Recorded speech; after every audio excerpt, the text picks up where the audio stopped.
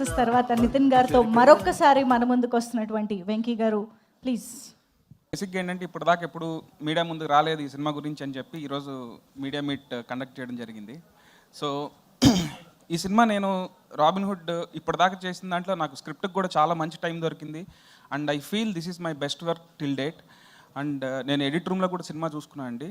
I feel very confident. Even మా producers కూడా cinema చూశారు, వాళ్ళు కూడా వెరీ హ్యాపీగా ఉన్నారు.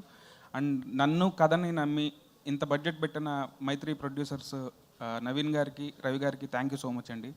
అట్లాగే నాకు ఎప్పుడైనా నన్ను బ్లైండ్గా ట్రస్ట్ చేసి సపోర్ట్ చేసే నితిన్ అన్న అసలు ఈ సినిమా చేద్దామని అనగానే అసలు చాలా హ్యాపీగా ఓకే చెప్పారు.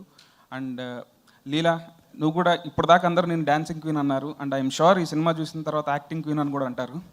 సో ఈ సినిమాకి జీవి ప్రకాష్ గారు కూడా మంచి మ్యూజిక్ ఇచ్చారండి. సో ఈ వన్ మోర్ టైం సాంగ్ లాగానే అండ్ దీంట్లో ఒక ఐటమ్ సాంగ్ ఉంది, అది కూడా మా ట్రంప్ కార్డ్ లాగా ఫీల్ అవుతున్నా అండి. So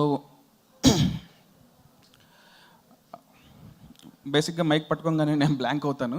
so thank you so much అండి. ఇంకా ముందు వాటిల్లో ఇంకొంచెం మాట్లాడుకుందాం. అండ్ డెఫినెట్గా సినిమా మీ అందరికీ నచ్చుతుంది.